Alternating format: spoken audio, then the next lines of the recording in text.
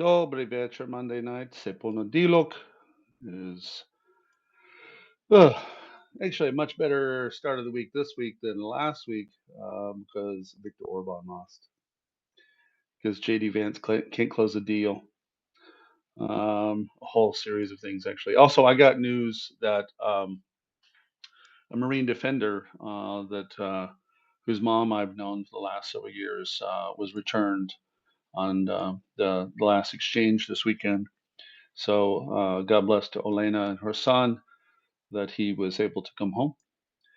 And that's great news. There's actually also another young soldier named Andriy who I did not know him, but I knew his sister, and he too was returned. So if you remember, I did some posters last year to be able to raise some awareness of specific defenders at the request of their families. And I noticed that one of them reboosted that particular account post, and so it's always good to get such good news. Steve Hassan will join us here in a little bit, in just a few minutes, and we will talk about cult mentality and what we need to know about that topic. And then also a little bit later, I will return to Twitter Spaces briefly, only because of the invite. I will go on Letters from Ukraine tonight with David Brookfield to talk about essentially what's going on here, whatever's on David's mind and your mind, so you can come over there and have a back and forth with us. I still haven't finished the wiring here where we can do that, but we eventually will.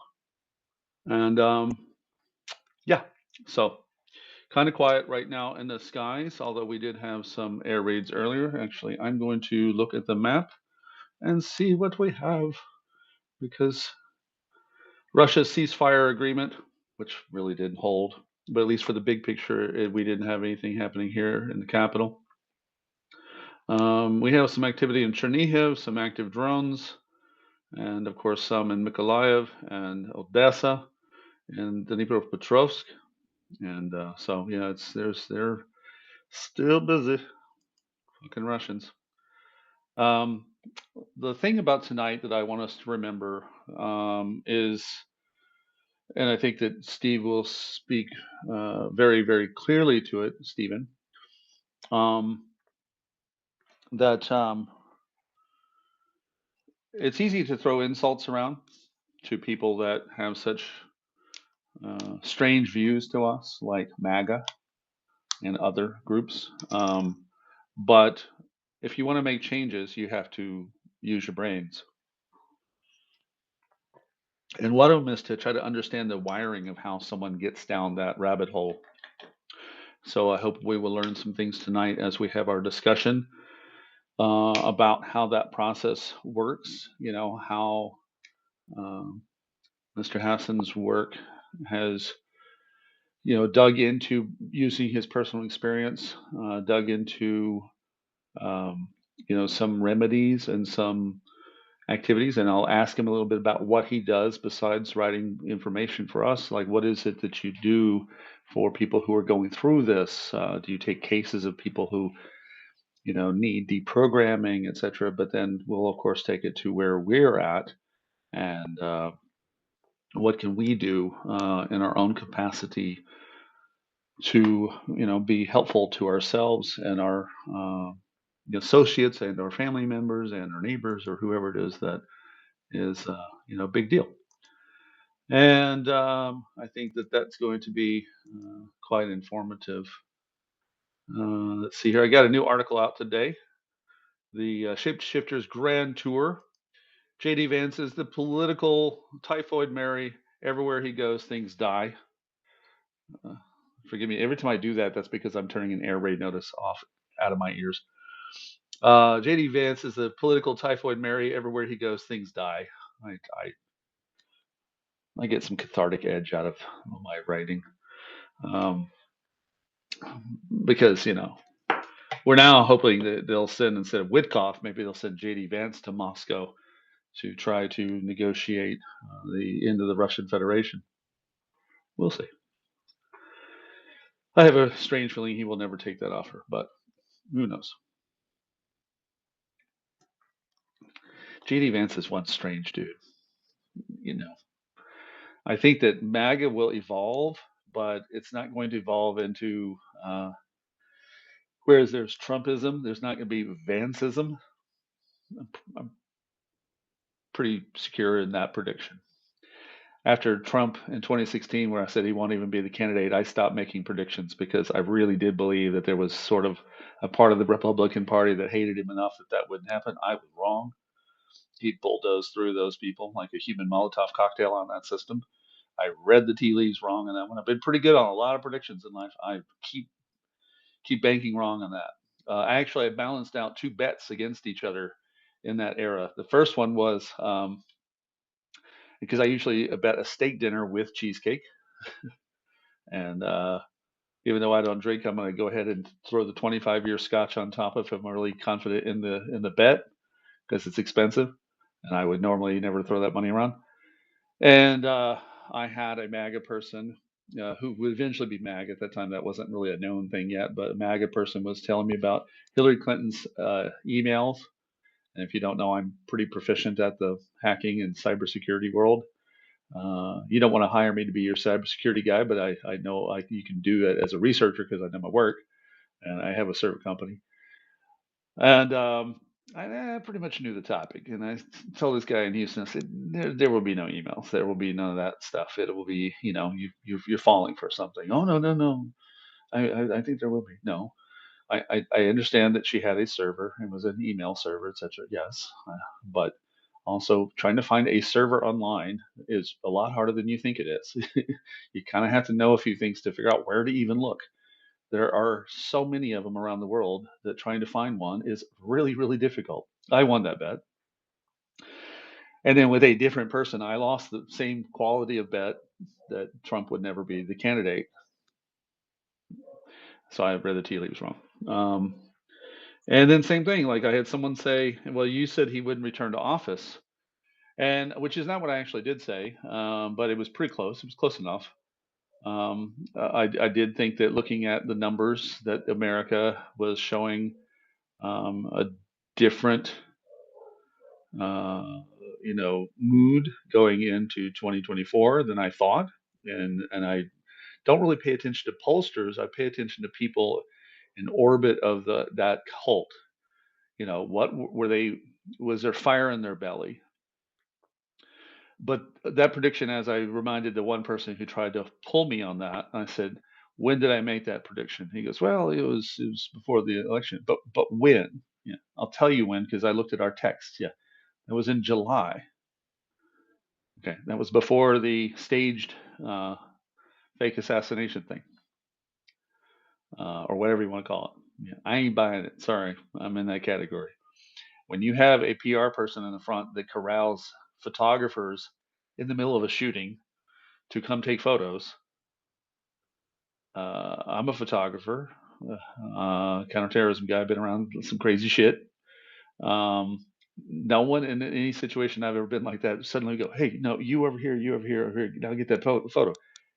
No, sorry, not buying it.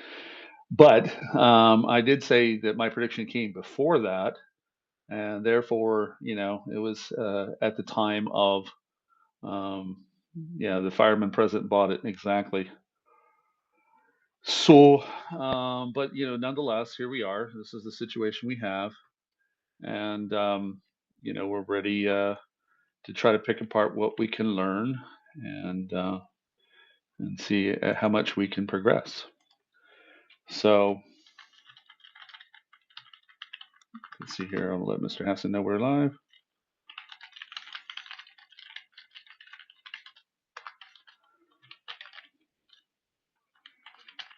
Mm.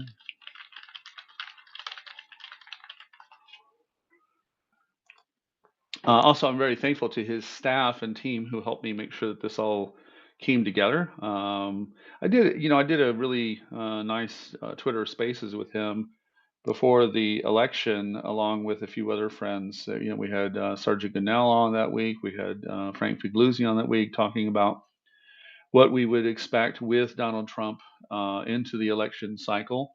And I still have that article up on the NatSec Media website, and I think that after tonight we'll see what the two of us will learn. Have I seen the AI of the White House? Trump as Christ resurrecting Epstein. He's truly mad. Yeah, and actually it made the circle here amongst the Ukrainian crowd, the Ukrainian language only crowd that I'm close to, that did take the time to sort of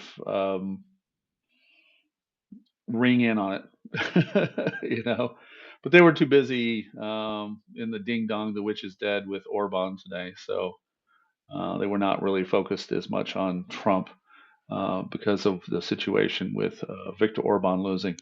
And as I reminded you, if you remember, I said, don't be too quick to assume Peter Magyar would be the redeemer. He won't be Kremlin's little puppet, but that doesn't mean he's not still center right and has other objectives. And sure enough, within no time, we were hearing that he was going to resist $90 billion for Ukraine. And the EU is now still trying to figure out how they will handle that. I think that's sort of important because it'll show you a little bit of why Viktor Orban calculated wrong.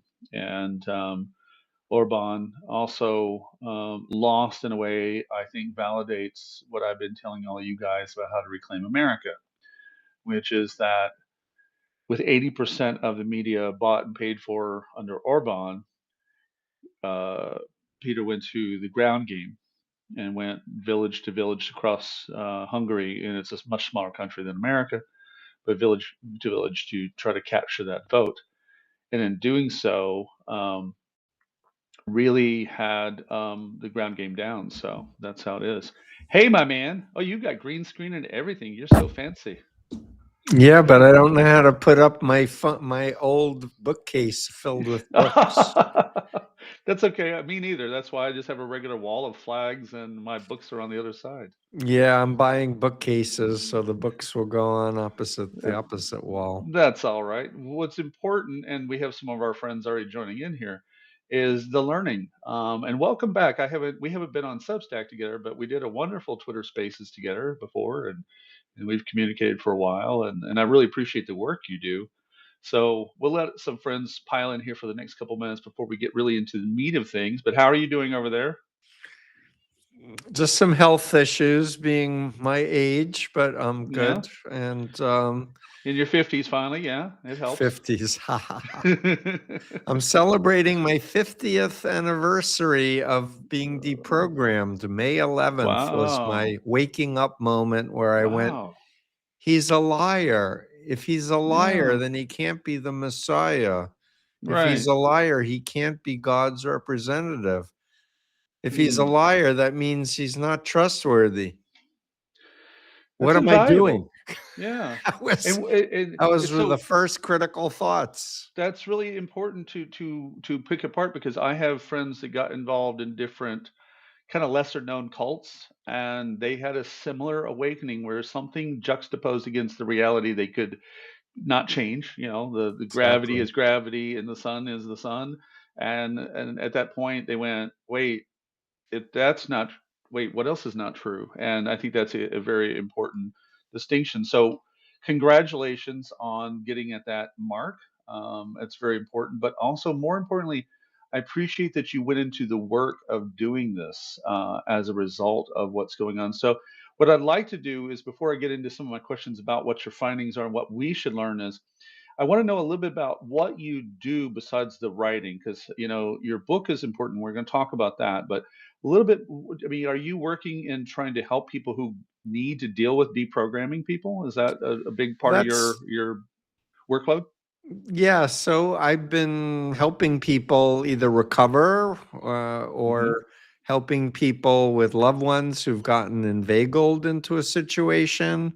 And I still do some consulting there, but since Trump came on the scene, I've gone into the political space over real questioning whether I wanted to do this. But because I grew up in Queens, New York, 1.3 miles from Donald Trump, and I knew he was a bad actor. I knew he was Right. a perp. Every New Yorker seems to know unless they're in Staten Island. We grew up with this schmuck, Right. and so when my book agent said, "I want you to write The Cult of Trump," my first thing was, I don't do political books. I do Mm, mental health books, combating cult mind control, releasing the right. bonds, freedom of mind. He said, "Yeah, but this is an opportunity that's going to affect everybody." Correct. And then I said, the title will alienate all the people I most want to reach. He said, they won't read it anyway. You should write it for the rest of us. Yeah. And I thought long and hard about it. And I don't regret doing it at all. And I basically got it right. I've been learning ever since it came out in 2016. And people can go to my 10 Substack. years, brother. Yeah. 10 years. Yeah. It's a decade since we did that. A decade ago, I was picking apart the Russian hacking of the DNC while writing a book on ISIS propaganda. And so, like, I had to stop and pull apart the DNC, and then essentially that took over everything. So we And were in a yeah, similar moment in time yeah, because I was studying ISIS recruitment online. I was invited to the Aspen Institute State mm-hmm, Department counterterrorism meeting with Madeleine Albright and Rich Stengel mm-hmm, and Anne-Marie Slaughter, Richard Haas, people from Facebook, Monica yeah, Biggert and Scott Armstrong from Google. mm-hmm, How are they doing it online? And that's when I first was exposed to an AI open source meme generator analytic device, because this mm-hmm. fellow named Nova Spivak had created a company, and so he presented his results. How does ISIS recruit online? So he opened with, the easiest way to understand it is to think about STDs. And we're looking at each other, sexually transmitted diseases. And he's right, that's right. The more sex you have with someone with syphilis, the more likely you are to get You're it. gonna get syphilis. But He speaking of said, Donald Trump and syphilis, well, here. Let me ask you a few. I have My another model. story about, but it's Go, go. gonorrhea Okay. with Well, Donald about Trump. that time, about 2015, a little after a year after ISIS had become a thing, I had a Cirque du Soleil member in Houston ask me, why would anyone join ISIS? And I said, Michael, you are really savvy. The depth of your understanding. I mean, you're not like your peers. I mean, your ability to see, and I just schmoozed him for about 4 minutes to a creepy level. And he went, is that what they do? I basically love bombed him, for about 3 minutes. And he's That's like, what got me. is that what they do? I go, yes. Yeah, you take someone who's looking for a little validation Swarming. and just swarm them with love. And he went, Swarming is the whoa, online version of love bombing. Yeah, I've had yeah, to, over the 5 decades, go from real life stuff to digital yeah. stuff. But I need to also, forgive me, I do Take a your lot time. of tangents when I'm allowed to. But Absolutely in here. You can do that. 2015, when Trump said, I'm going to total Muslim ban, I blogged for the Huffington Post. I Hmm. said, ISIS's greatest recruiter, Donald Trump. Yeah, And I did a blog on it. But yeah, here's the thing, I had like five, interesting piece, and there were like hmm, 200 within an hour. yeah, You asshole, you don't know what you're talking about, blah, blah, blah. absolutely. But this was before I knew bots existed or that Right. Russia was behind it. But it was like, holy mackerel, where did I that come understood. from? It was so After fast. October 7th, when I was cautioning people to just stop triggering at everything they would read, I said, just slow down a little bit. I had someone, you obviously don't understand Islamic propaganda. I go, I don't?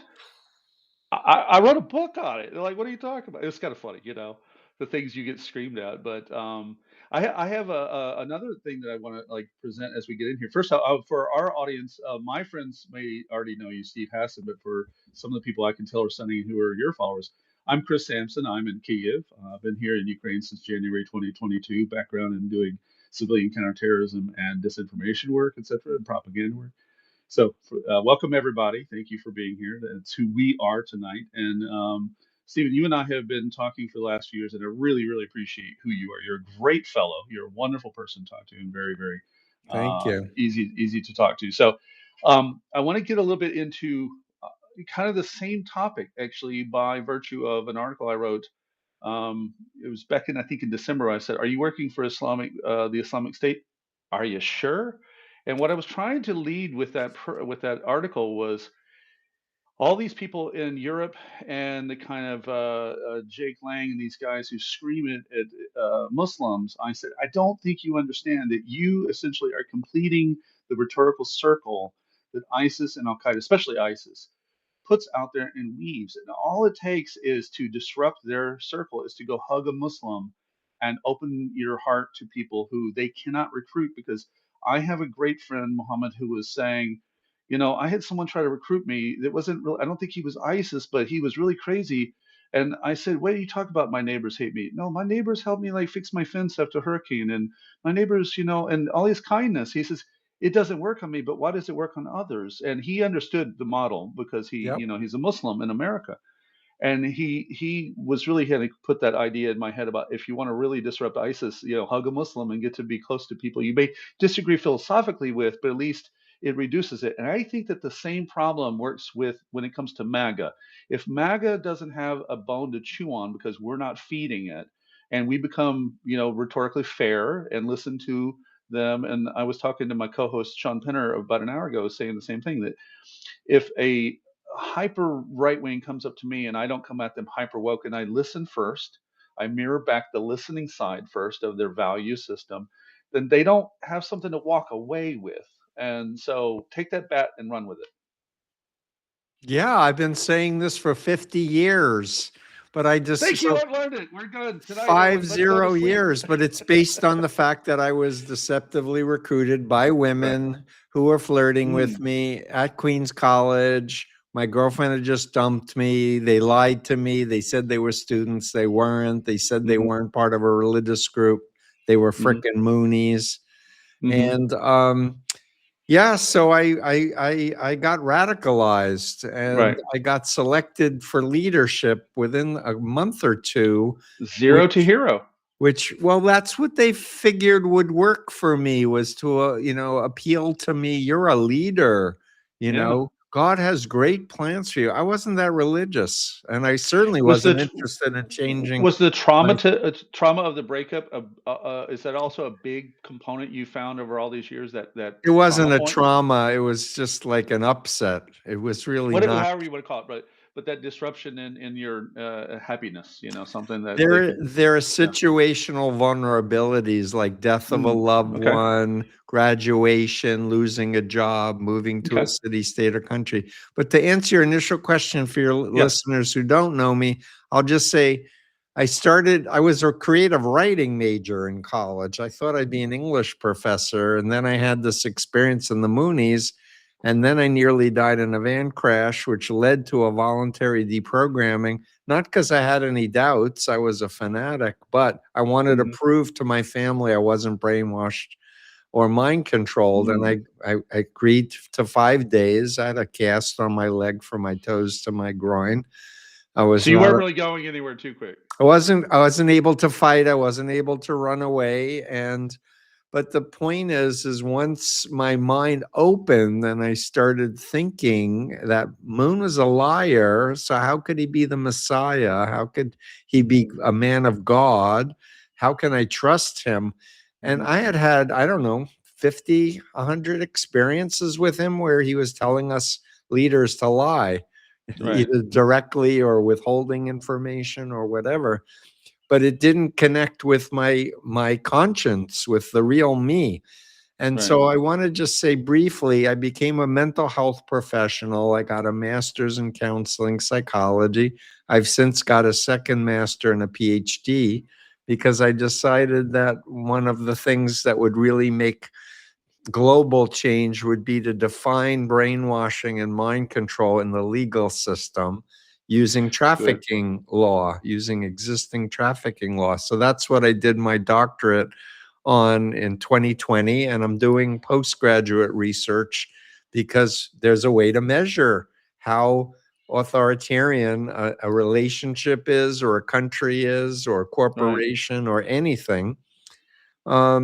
And so I'm really a human rights guy, but coming back to the why it works, what I explain to people is that brainwashing is best understood as a dissociative disorder. Okay. Which means like my identity as Steve Hassan got hacked into a Steve Mooney identity. The real Steve was still there, but then the Moonies wanted me to be a small Sun Myung Moon and think like him and feel like him and walk like him and talk like him. And identify him so that whatever happens to him is your personal investment, right? Correct. And that's where something that's been floating on the internet of social identity theory, they're trying to explain the cult identity, but they're missing the fact that this is not wiping you out who you were before. This is just like a computer operating system gets hacked by malware. Right. So you can't get to your data properly unless the malware is removed. So, but the thing is the cult identity is trained to block any attacks on the leader, the doctrine, or the policy. So every time you try to argue with logic and facts and persuade someone in a cult that they're wrong or they're bad, they go deeper in, they get amplified. Whereas if you're just a human, help me understand your journey. Help me step into your shoes. Tell me, how'd you hear about this group? What was your first thoughts? And you repeat back. It's called active listening. It's also part of what's known as motivational interviewing. But the idea is you can empower people to reality test and they will exit on their own, versus it's a win-lose. I'm up, you're down, I'm right, you're wrong content thing. It's not a content thing. People have dissonance when they're in a mind control cult. It's a miserable way to live, honestly, to be in this black and white, simplistic, all or nothing reality where you can't trust even your comrades because they'll turn you in if they hear you say something or do something that's against what the leader wants. Like the Scientologists say OPs. SPs. Or SPs, sorry, Suppressive people. I got labeled as a suppressive person in 1976, even though I was never in that cult. But my friend was Paulette Cooper, who had written the first book critical of Scientology. And she was speaking about Scientology. I was speaking about the Moonies. So we were natural allies. And so I got tarred with that brush of Scientology. Awful group. And they're in bed. They're part of the cults in the cult of Trump. That was one of my theses in the book, was that the cult of Trump is more than just he's a malignant narcissist, which is the stereotypical profile of cult leaders, but they're actual authoritarians influencing Trump and bringing their followers to follow Trump. And the biggest single network is called New Apostolic Reformation mega churches. These are different than Christian, real Christians, because the Pauline Whites, who just recently said that he was like Jesus. And these people say, I speak to God and I can speak in tongues and I can cast out demons and do faith healing, but they run their group controlling behavior, information, thoughts, and emotions. That's my model, known as the BITE model. Yeah, the BITE model. The BITE model of authoritarian control. And if anyone who's listening wants to check it out for themselves, whether they were born or raised in an authoritarian family or church or whatever, go to bitemodel.com. It's free and anonymous. Fill out 2 surveys. It will give you a number of how authoritarian on my influence continuum from healthy to unhealthy. And you'll be contributing to scientific research because we want to write it up. It's fantastic, actually. Yeah, because we want to change the law. We want it to get it not be a slippery slope. Right now, let's break a little bit about this word a little bit, because I'm 56, and there are some cults that essentially defined a big chunk of the history I grew up through, from Jim Jones when I was younger, Bhagwan Sri Rajneesh, And then, of course, the big one for me as a Texan was that I was actually went down to Waco before it went up in flames. And Vernon, aka David Koresh, Vernon I would change my Howell. name to David Yeah. if I was Vernon too. No offense to every Vernon that's out there. I don't mean to offend Vernons, but they are very different in certain capacities as well. Are all cults prone towards violence or that kind of eschatological end game, or some of them just kind of there and they're more like just manipulative for the gain of a particular person, or is it a little bit of everything? So I'm called cult expert on Hmm. Instagram and a bunch of places. Now that I've had the benefit of 50 years of experience and I've been present with all these major events from Waco to the Hmm. sarin gas attack, 60 Minutes flew me to Yeah. Tokyo to cover that as an expert witness. I say cults exist along the healthy side of the continuum all the way to the authoritarian destructive one. Okay. So you can have a passion, you can spend lots of time and energy and money in a thing, whether it's you're a sports fan or a celebrity buff or something, but you have informed consent. You have the ability to critically think. You can ask questions, talk to whoever you want to. And here's Yeah. the thing, you can leave without fear or threats Hmm. or Hmm. harassment. You can be like, this doesn't work for me anymore. See you later. And people will still want to be your friend if you are Hmm. friends. Hmm. Whereas if you're in a mind control cult, you become a traitor if you leave. Sure. If Right. you leave. I also want to say a lot of people think of cults as religious cults only. There are therapy cults, large group awareness training cults. There are multi-level marketing, commercial cults, Amway. traffic. Exactly, Amway's the granddaddy of the MLMs. I shut one of those down by asking the wife, where the husband had been pitching me. I asked the wife, how much product do you have stored in your garage? She kind of slowly turned to him, really obviously very upset. I think I kind of ended that problem in their house by just asking that question because their garage was stuffed with useless products that you could buy anywhere. Right. And so, but the thing is that everybody who gets into one of these bad groups Hmm. experiences deception, either overt lies, withholding vital information, or distorting information to make it Hmm. palatable. And MLMs and crypto is it like an MLM? Right? Yeah. Yeah. We don't know who started Bitcoin, but everyone wants to buy it, but it has no Right. value. But trust me, you'll make a lot of money. And if you can get a lot of suckers to spend money and you cash out early, you might Yeah. actually make some money. But it's a very small percentage who make money. Everyone loses Right. and such. But you can be in a narcissistic relationship where someone's controlling you, cutting you off from your friends, and using your money, et cetera, et cetera. So I just want people to get humble because the Yeah. biggest vulnerability is thinking you're too smart for it to Right. happen to you. I'm Right. too Isn't educated. it true? Like I studied about some mentalism, and one of the things, there's a mentalist who was actually recently featured on a lot of like CNN, etc. And he says, "Oh no, the number one people I can be successful with, the smarter they are, the easier it is for me to get this done." Yeah, Why is exactly. that? The more mind you have, the more it can be manipulated. Why is that? Why is that? Well, if you are schizophrenic or Hmm. you are complacent and don't give a shit about anything and don't think about anything deep, Yeah. cults are not going to have an anchor to get to you. They Interesting. find out you're intelligent, you're educated, you care about people. Tell me more. What are your ideas for making the world a better place, Hmm. Chris? And they can and here's the big difference between 50 years ago and today.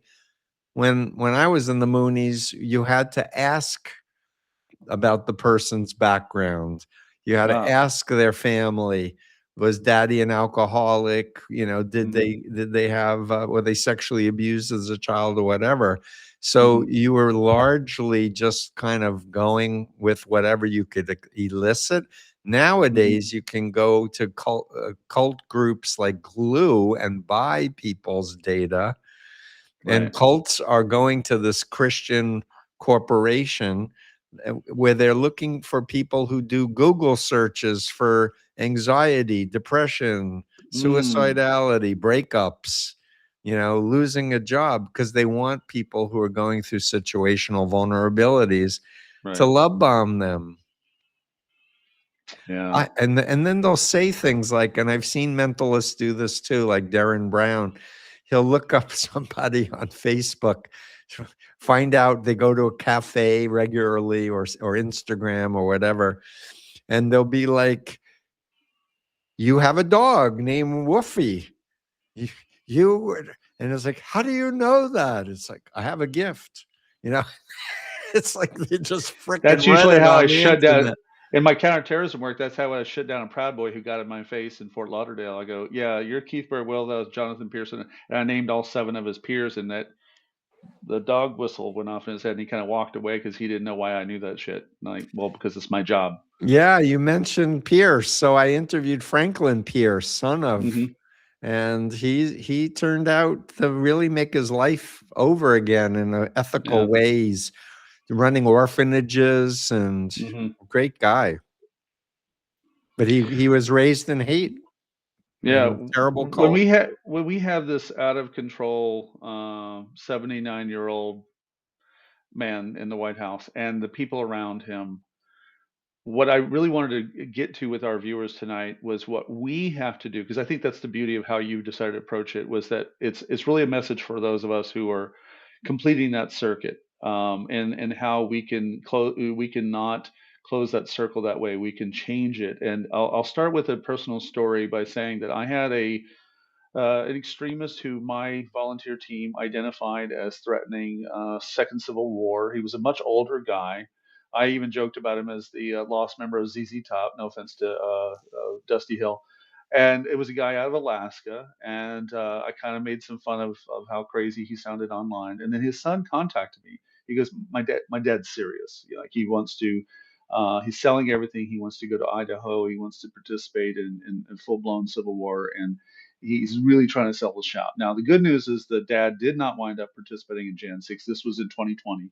So his dad did not participate in Jan 6, but I had a conversation with the son, and my first measure was, well, 2 things. One, I create a volunteer team around me so that everything I'm doing is well observed with law enforcement friends and so on. Very So smart. yeah, build a support team for myself. I And then I call it a use, trust pod, Chris. a People trust should pod. have trust Yes. pods. And then I talked to him. I said, "Are you on good communications term with him?" "Yes." "Who around you helps resist these commentaries?" He goes, "Nobody." "Really? Okay." So what I built was I built on the personal rapport between the two.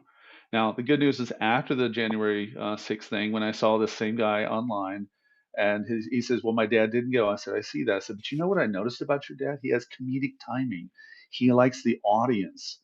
And here's to the point, is that I watched the town hall. It was in Sitka, Alaska, and I watched the town halls this dad would go to. And I said, the city council people do not understand who they're dealing with. The way they roll their eyes, the way they post about him on Facebook, they kind of validate and put the fuel back in his belly that he's feeding on. How do we disrupt that? So that's why I think it's important for us to have this conversation about what we're doing that we may not realize is actually contributing to this problem, that we can change. By changing our ways, we can actually make some progress. So let's go that route. No, totally. But, a lot of people feel like when I tell them, hey, if you blocked or muted a friend or family member because they were MAGA, it's time to reach out and say, how are you? I miss you. I want Yeah, you back in my life. And they're like, why should I do that? They were fucking crazy and they're yeah, mean. And look at what Trump is doing. I'm going, you're being logical. You yeah, need to understand this person was given a man-made mental illness that's yeah, curable, and you yeah, can be part of helping them leave. People help yeah, me leave, and I can coach you. There are principles of what to do and what not to do. Yeah. And people are often like, yeah, but they need to be held accountable, don't they? And I'm like, Okay. let's think about the big picture here. Do we want to save democracy? Do we want to build a coalition? Do we want them messaging the GOP politicians how upset they are? Or do we want them to stay stuck and frozen and Right. alienated from us? Because the Russians want to demoralize us. They want us to be polarized. They want us not to trust experts and science and That's facts right. and journalists. They And want I'm us. in Ukraine. I know this very well, and I know the consequences of it. I've been in here for 1,460 days of full-scale war. I've been here since January 22. This is the result of letting it go too far. I admire you for doing it, and I just want to say how happy I am the people of Hungary said no to the far right. Yeah. That is a big boost for all people in Europe and the US, frankly, Right. that we can have the power of voting, but we have to vote. We have to register everyone in every Right. state, not just focus on the red states. We need to have Peter Magyar did exactly that. He went to the countryside. 80% of the media is owned by Orban, and he went around it by going to the area, and he was within the party. So much like your model, he knew the system that he was coming up against, and he went to the basically the street level across the country to reach out to people over 2 years to pull that off. Exactly. And that's And really the real path. life people, if Mhm. you can get volunteers for elected officials going door to door, getting to know their neighbors, building a Right. relationship, helping them out, this is the future. And we really, and then we're also facing an AI crisis where we're, Oh yeah. right? So we want to say we want humanity. We don't want to be digitized android bodies and go to Right. Mars. So or live in a bunker where like you want to go while the oceans rise 12 feet Right. and we fry. So really people need to also learn about civics. You Yeah. know, a lot of people know nothing about civics. I interviewed the director of a very important organization in the US called iCivics, letter Okay. I, Hmm. civics.org. It was set up by a former Supreme Court justice. Hmm. And they especially focus on kids and young people because they need to understand, well, what's the system supposed to work like before it got hacked so badly. Right. I aced government for some reason without even trying, so I was the kid who sort of got it. Just Yeah, eventually made no, sense of I how have a we're lot of supposed to do what we do. respect for you and a lot of regard, and you're a fellow, traveler trying to help Yeah. humanity. I had all of the seeds available to get into those alleys, and this is one of the things when I look at my own life. Like when I look at Kyle Rittenhouse, I had so many of those ingredients. My dad died when I was 14, a week after I turned 14. My grandma's Sorry. boyfriend beat the fuck out of me from 15 to 17. I moved out at 17. I had all these conditions, and I had all these invites to that part of life. And the first one was the cult of Saint Germain. Are you familiar with Oh, them? Oh yeah, a new age bookstore that tried to get me into. The problem is I was already very well versed in Buddhism just by accident. So everything they were pitching made no sense to me because I'm like, but but Buddhism already kind of answers these. Like, why would someone reincarnate as the Buddha? That kind of defeats so it didn't work. But for someone else it did. Right next to me, someone else went out and believed in the ascended masters and there's was a lot of participating in all that those things. shit Yeah, yeah, now on the yeah. internet. So I was always around it. I was always just a degree away from being recruited into it, and it just, for whatever God bless, didn't work with me. It didn't work with me, never did. But it was always there, and that's part of why I appreciate what you're doing is that you're talking about our vulnerabilities, but also our intellectual vulnerabilities. That when we're very curious about some part of the world, and then there's someone who has an answer for us. Yeah. I have an additional answer when you said why are smarter people more vulnerable. If you want to improve yourself, Hmm. you're vulnerable. If you want to improve the world condition, you're vulnerable. I answered in the negative. If you're Yeah. complacent and schizophrenic, you won't be vulnerable. But Interesting. if you want to contribute, if you want to be your best self and you want to learn, you'll be curious. You'll be open to learning new things and meeting new people, Hmm. traveling around the world, new cultures. Hmm. But the critical thing is understanding social psychology. And Hmm. that's what a lot of people don't understand. For example, if I asked you, Chris, you may know the answer. If I asked you, do you know what the fundamental attribution error is? No, actually, or at least not So not that language. it's considered the most important principle of social psychology. And Ah, to okay. explain it briefly, we have an unconscious mind known as System One from Right. Kahneman, Right. thinking fast and slow, and two, the critical thinking, looking at data, etc.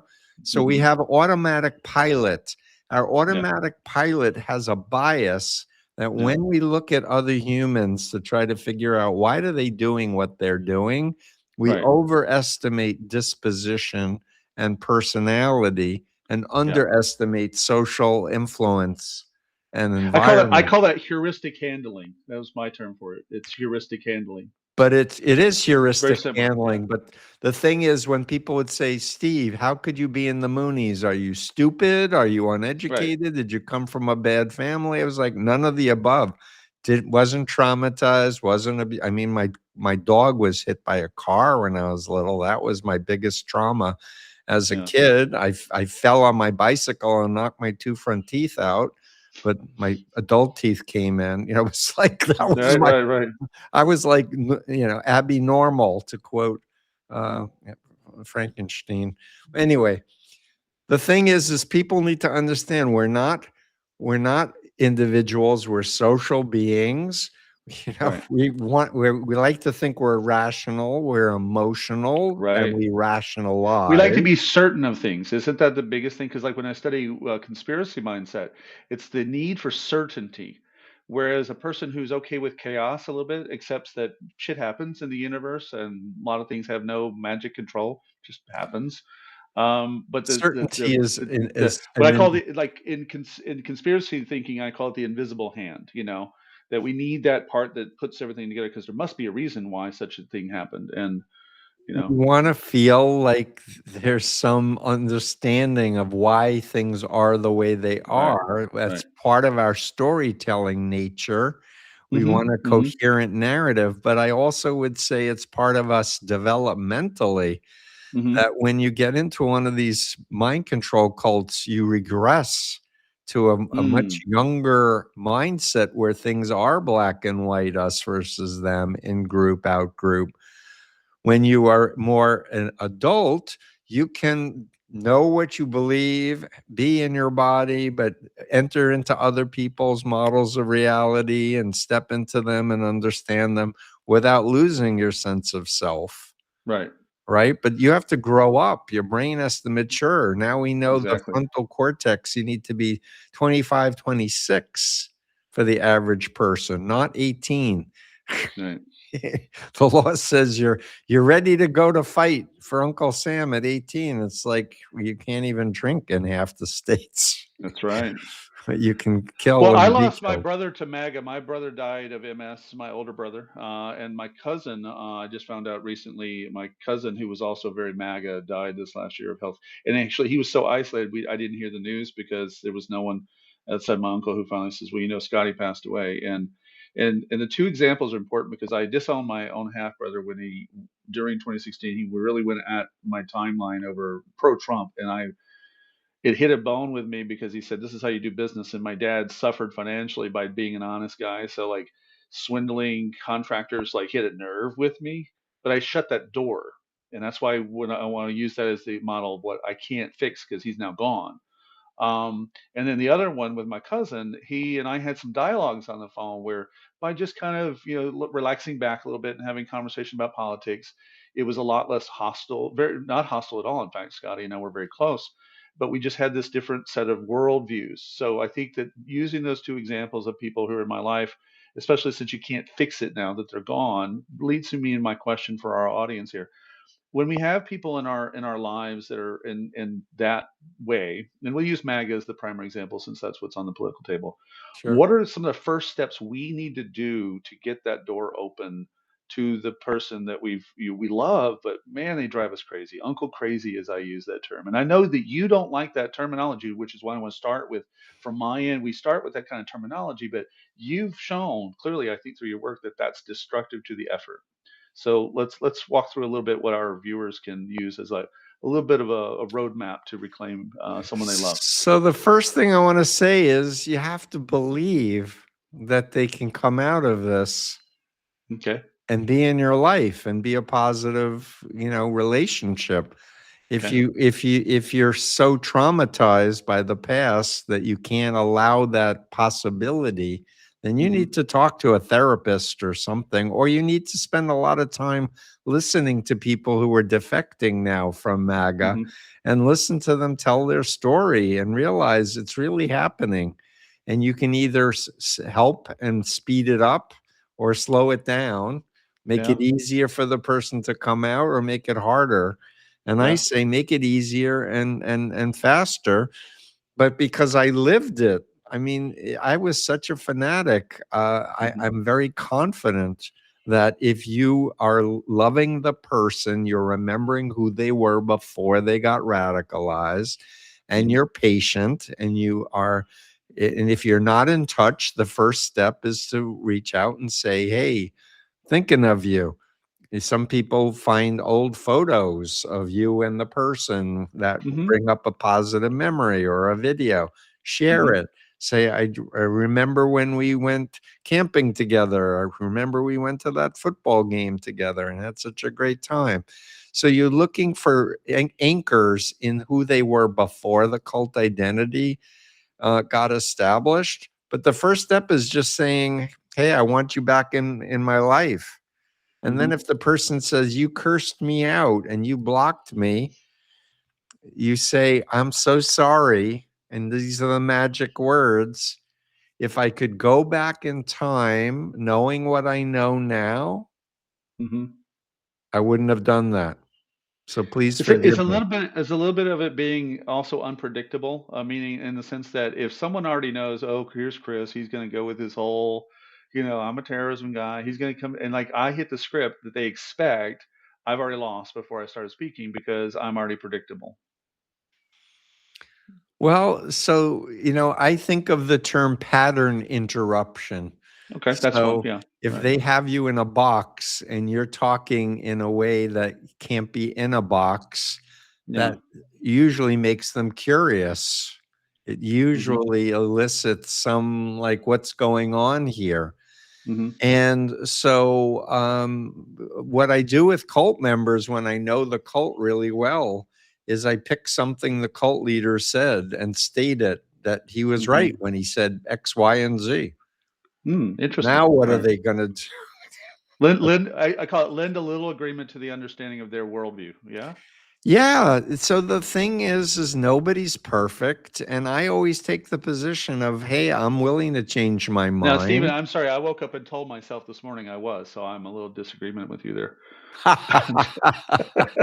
Humor I works looked right in the too. mirror and went, "You got it, brother." No, I don't. Actually, I Humor really don't. works too, by the way. But the thing is, and I also did I did a TEDx talk, Chris, called "How Can I Know If I've Been Brainwashed?" I Mm, deliberately framed it that way instead of having people try to get somebody out or tell them mhm, that they're brainwashed.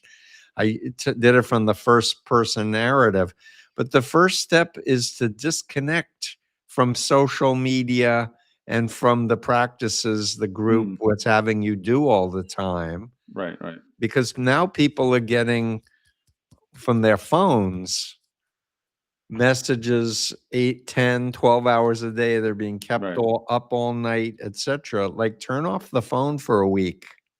Go walk in the woods, go dancing, listen to music you used to love to do, read a book, Yeah, yeah, hang out with people, play with dogs and kids, and talk to elderly people. Just get back in real life. Step yeah. 2, learn about Chinese communist brainwashing. Thank you. MAGA people are open to learning about Chinese communist brainwashing. So I teach Right. them Lifton's 8 criteria you'll see this in the TEDx talk. Um, uh, and I added the my bite model, which is based on Lifton's model and Singer's model. And then the third critical step is seek out critics and ex-members. Because when you're in a mind control group, you're told you can't read those books, those articles, you can't talk to those traders or whatever. But I say, if you're intelligent and you think that you have your own power, use your own discernment and find out the most credible people who are high up in a group who've left, and just hear what they have to say. And then reflect on your own experience. Based on the bite model, based on hearing the critical things. Go back in time and ask yourself, did I have fully informed consent when I got involved? If I knew then what I know now, would I have ever said yes? That's a great question, because that's reality testing, right? If you say, if I go back in time before I got ripped off by some MLM scheme and I knew it was a scheme, I would say, fuck you, I'm not going. I'm not even going to go to the meeting. I'm not going to waste my time, right? Exactly. But what I want to say categorically, and this is going to sound very woo-woo, and I'm apologizing in advance, but love is stronger than fear or brainwashing. It is. And if you operate, and that's the highest principles of the Abrahamic religions, Judaism, Christianity, Islam. Love God with all your heart, mind, soul, and strength. Love your neighbor as you love yourself, and loving yourself is part of loving your neighbor. Right. And the whole Abrahamic tradition is open the tents to the immigrants, give them food, shelter, water in the desert. I'll also add that Buddhism has this component in that the Bodhisattva transcending the Siddhartha Gautama, transcending to the blissful understanding of the world. He could have just gone, I'm blissed out, bye, but he didn't do that. He literally stayed to pass on his understanding in a way that the core of it is empathy. Without empathy, Buddhism has nothing to offer. It is Exactly. really what the jewel within the lotus, Om Mani Padme Hum. Really, that's what it's about. Is that within the understanding, within the experience of enlightenment, is that empathy. And there's a whole range of actually sort of deprogramming, in fact, that's available in Buddhism. For instance, when he encounters what's known as Tusker, a big elephant who is raging at him, he's like, why are you so angry, essentially, and instead of being afraid. And also he talked about, try not to talk too harshly to people who have dust in their eyes, as he said. In other words, being aware that they're not aware in the same way you and I believe that we are. We might be also conflated in our own, but by not speaking empty words to someone who cannot hear it, who's too caught in what's known in Buddhism as dukkha, or the state of suffering, we're actually compounding the problem. So Buddhism actually addresses this head on. So one of my teachers in psychology, I'm a forensic expert, was Daniel Brown, who was a Tibetan Buddhist scholar who was asked by the Dalai Lama to translate all of their secret meditation stuff and write books to explain what they are, just to out it. And I did a level 1 training with him, but honestly, being in the Moonies and learning about, how my mind got hacked and how I became essentially like a Nazi and would have killed people without thinking. I returned to my Jewish roots, but I'm very progressive, renewal, reconstructionist version where gay people are fine and trans people are fine. And we have a woman rabbi, and just you can drive to Jesus like that with Mary when he had her sit with him to take teachings. Exactly. Yeah. So I just interviewed John Fugelsang. Did you? Same here. Yeah. I brought that question up about how Mary. He was one of my first guests in the first 2 weeks of being he's Substack. fun. Great He's guy. so funny, so smart. Really knows a lot of stuff. But I want people to have hope and not dial out, and value their time and be in their body and listen to their body. Right. And stop putting junk in your body as supposed food when it's not food. That's why there's water tonight instead of Coca-Cola. Yeah. All my viewers know there's Coca-Cola always a rots cold your... Coca-Cola right here, and tonight there's fresh water with no gas. Yeah. Yeah, and gas messes up your pH of your acidic lining of your tummy, so I don't even do gas water. I'm trying to use metal there you go. to drink water and not plastic, just because I become now sensitized to how much the fossil fuel cults have been pushing plastics and well, one way I do, I can't take credit for deprogramming a MAGA, but I had at least my participation in it was that, and it's very interesting. I'm going to tell you that first and second part of it. First part of it is that I validated that I felt that lefty types were always kind of lecturing at people, not talking with people, and verbally browbeating with the virtue splaining, as we now call it. And then now recently, I had the same conversation with a person about something, and he is so on the opposite side of me. I sound more like MAGA than he did, a few years ago when I'm like, yeah, but they're doing this. He goes, I don't know, people. And he like was very soft about the whole position that, about 2.5 years ago, he was the one like really practically screaming at me, you guys, you're always like, fucking to her mocha, and you don't, like all the things that came out of me on a regular basis. I kind of said, so what you're saying is we keep kind of coming at you, or people like my friends come at you like this, and now I'm using that language that came from our co-created conversation, and I have evolved. That's the biggest part of it. I evolved quite a bit. And now I'm where I'm at. And this person who's moved this other direction beyond where I'm at in a certain way.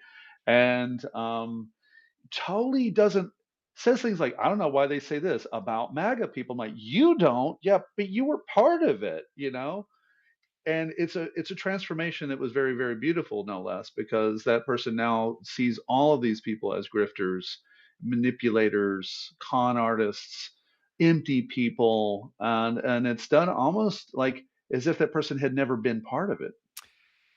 Well, that's part of the healing journey. People go through different stages. I definitely recommend psychoeducation. People read Combating Cult Mind Control, and it really helps them connect the dots, etc.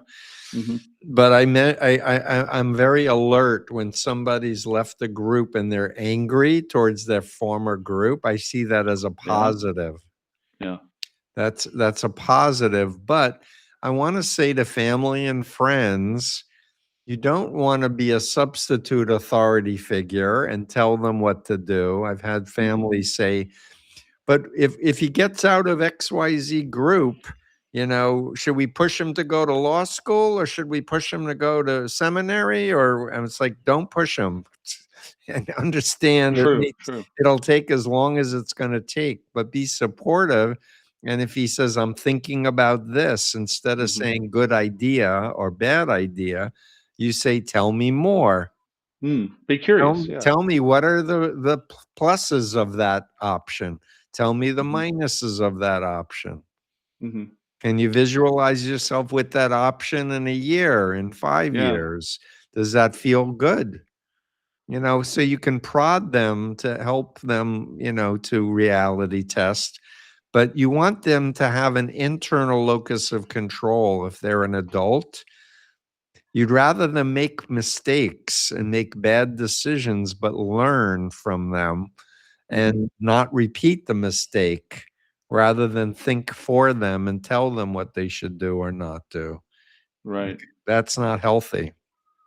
And do you see any of this happening in our say media culture, or the culture that we see out there? Besides, like, we have our personal relationships, which is obviously where a lot of this work will happen.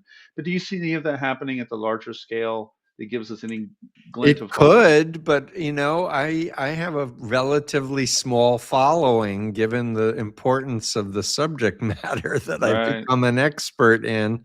And honestly, if we could get a lot of activist volunteers to be amplifying not disinformation or AI videos or whatever, but messaging healthy educational kinds of things, and use our creativity to write songs and do cartoons. There's some really funny cartoons that are very witty that I'm seeing on YouTube and elsewhere. But we really need to reach out to people in real life. That's the key. Right. The time going forward. Practice with what's in front of you. Yeah. Yeah. And know that you matter, and do one thing. You don't have to do 50 things. We don't all have Keep to it be simple. experts in politics. We can be very good at spending time with your local, school board, for example, or, volunteer for your election board, or you start a book club. Yeah. And so I'm gonna use one model, and I at first as I was thinking about bringing this example up, I didn't want to name the person, and I won't name the person, but there's a person that was kind of known as MAGA Granny. I think you know who I'm talking about. And yeah, I've interviewed her a few yeah, times.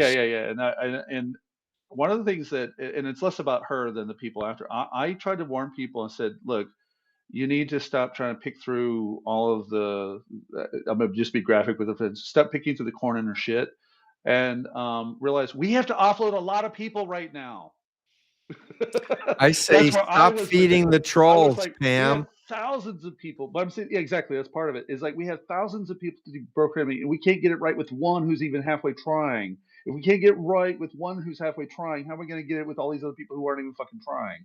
So that's where I was with that. Is that I was not worried about the one person. It's not my job to manage her and her path.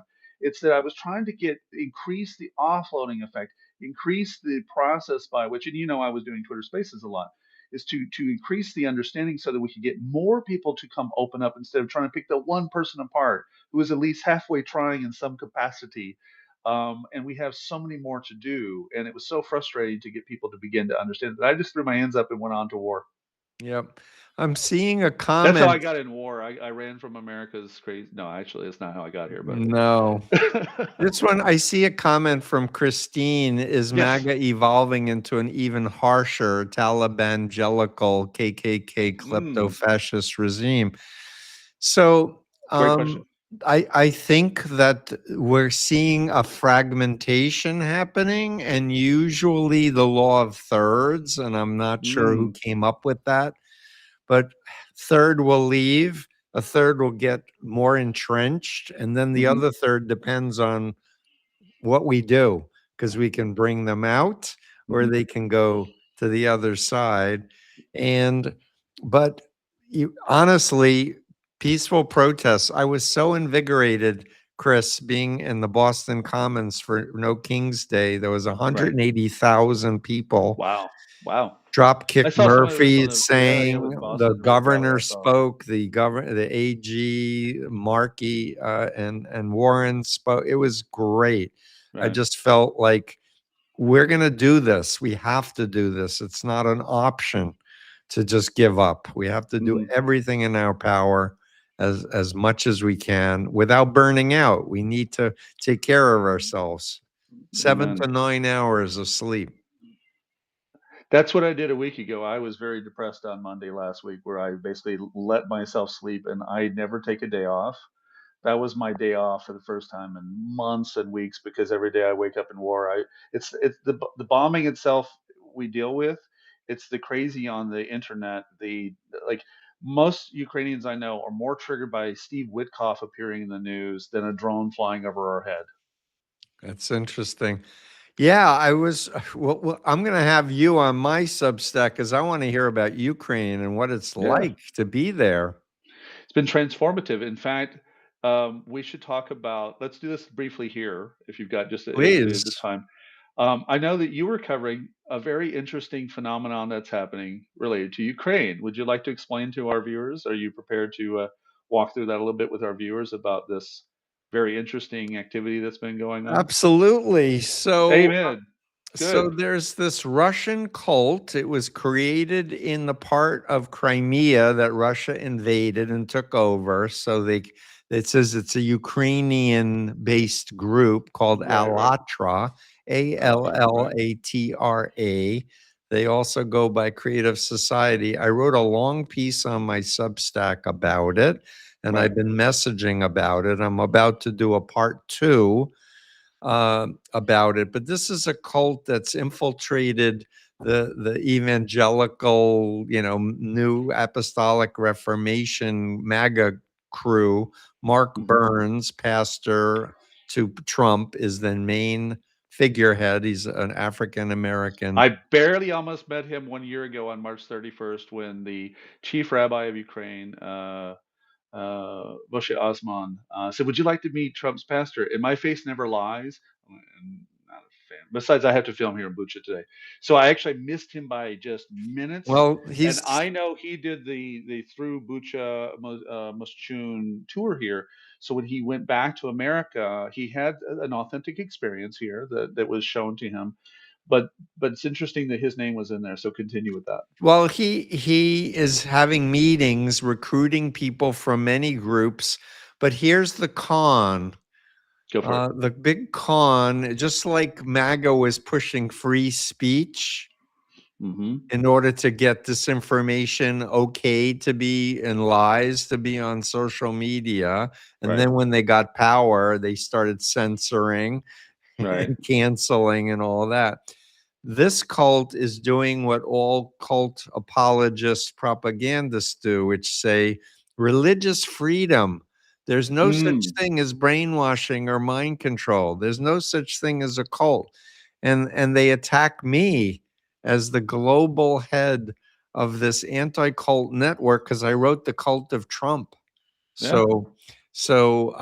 But they've infiltrated the EU, they infiltrated the UN, and so I want people to learn about this group, warn Yeah. about this group. We tried to do a Wikipedia page that got hacked. There's a good one in Czech, I understand, that Okay. has still At intact. least until today. At But least I until wrote today. an English description of what you need to know about Allatra.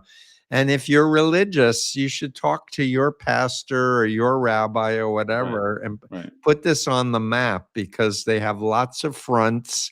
They invite you to fancy dinners and award things, which is the Mooney old playbook. And Right. the Right. Moonies are still around. And the Yeah. Washington Times is the single biggest The purveyor of crown climate of science. bullets.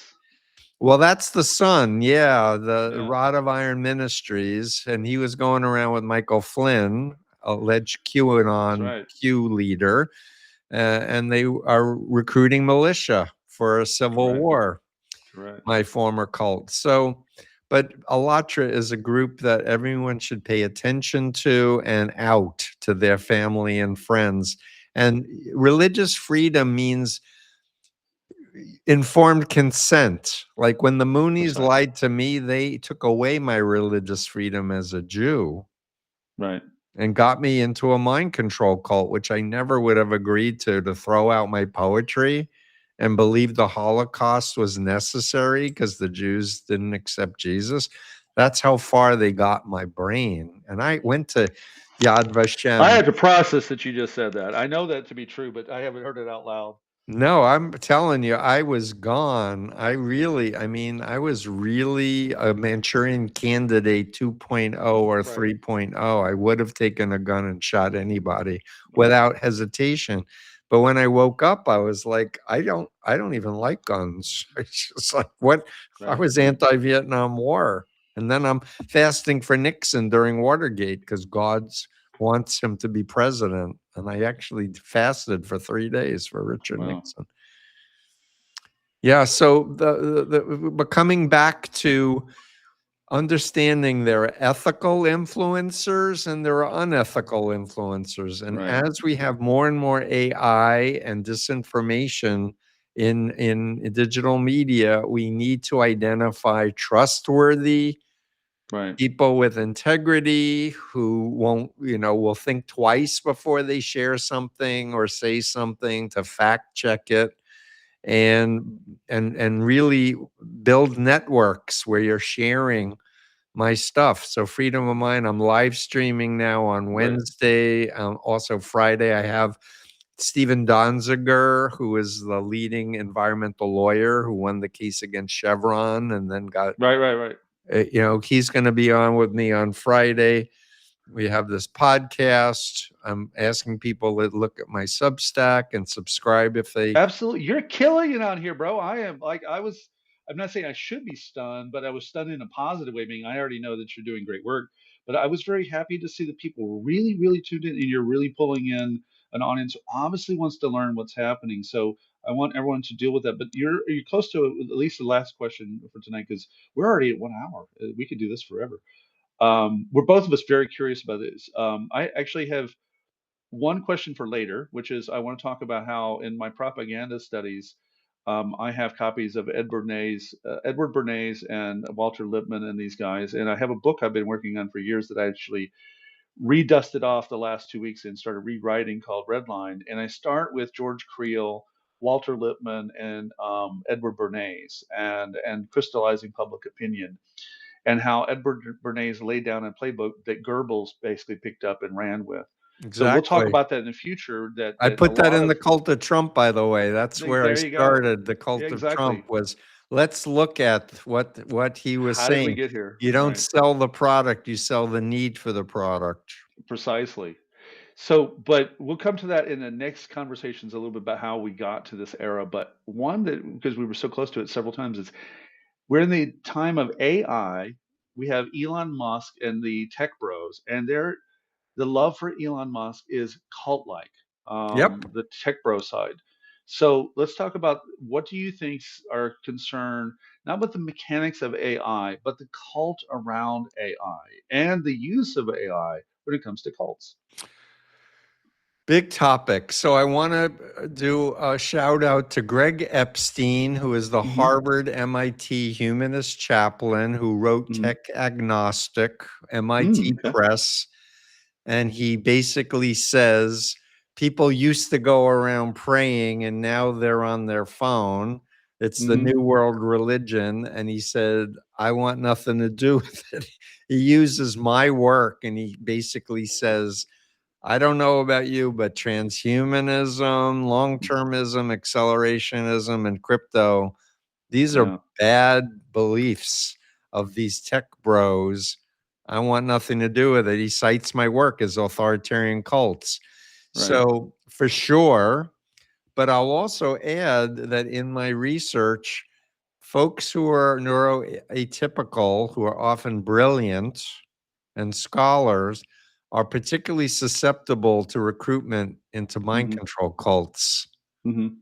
But when they see my influence continuum and bite model, they get it immediately because Right. now they have a theory of mind to discern what's legitimate, what isn't legitimate, etc. Right. And people are starting. I mean, I confess, Chris, I bought a Tesla, 22 Tesla, and I sold it. Was it 2 years ago?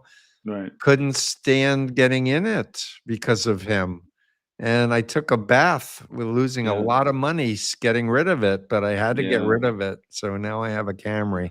I'm very Well, happy. and one of the things that I had an awakening several years ago when I was picking apart the propaganda models, and I wanted to explain both ISIS and try to get my head around how to explain to average people things like active measures and propaganda, was that I went back and pulled out my old hand magic books, and I have one called Modern Coin Magic. It's the best book on on the market about hand magic and coin magic. And what I did not know, or I wasn't aware of, and therefore didn't know, is that. Um, Magic works not on failures of our brain. It actually works because of things that actually do work. It's the things that not that are malfunctions. It's the wiring that actually correctly does fill the gap for us. And Yep. what a magician does that's different than a propagandist is that a magician asks you to be part of the play, right? But that's not true with the other. So when a magician comes up to you, say, "Would you like to you have a coin trick?" Sure. Now you're in, and that means you accept all the parameters of what happens. But what a magician is doing is completing logical circuits that the ways in which our brain does work, and that there's really the trick is really just completing our, like I said earlier, heuristic models and getting things to comply within the world we know to be true. Therefore, that's where the trick happens. Yep. And then similarly, that's when all of a sudden a lot of my understanding about propaganda model really transformed a decade ago. And that's why I got more into really being more aggressive with it, was trying to say it's not where we're broken, it's where we're actually fixed and where we work Yep. that It's that happens. utilizing known mechanisms, but I want to say the ethical magicians never say they're psychic or they have powers. The bad Yeah, ones yeah, do. right. They just say this is a trick. I can't tell you how I did it, but it's Yeah, explainable. right. One of the people says, "Can you repeat that title?" Yeah, modern coin magic. And again, it's that I was assuming as I was writing about conspiracy theories that it's where we have imperfection in our understanding and reasoning, when in fact the science showed the exact opposite. That the science showed that it's the things that actually do work that cause it, and that is like you said about smart people, how smart people are actually more susceptible than they think, and that's where they think that they're and or I should say that's where they're more vulnerable, is they don't understand that as smart as you are, now you're even more vulnerable, and you didn't think you were. Yeah, and the right has been way ahead of the Democrats on social psychology. People like Robert Cialdini's work, Mhm, influence and persuasion, mhm, understanding complex systems, mathematics, how to mhm, identify influencers and increase nodes artificially. You were asking yeah, about AI and right. bots, etc. Do you think they're using that stuff? Are they using that to further quickly map out our 1000%. intellectual? Yeah. 1000%. The question is, how can people with integrity, I'm a mental health professional, I still have a license. How can I use AI ethically Mhm, to amplify what I teach mhm, to the world audience? And the idea of me having my voice translate my books into 200 languages is very appealing. So I'm yeah, looking into that, for example. Or if I can do webinars, but it can be in different languages where yeah. people, and it's accurate, not, Well, I know some Ukrainians would like to know what's going on with your understanding of what's happening here, and I already have been passing out your Substack article to some great Ukrainian friends who did not know that was happening. They were aware that Mark Burns came through, and evangelical life is not.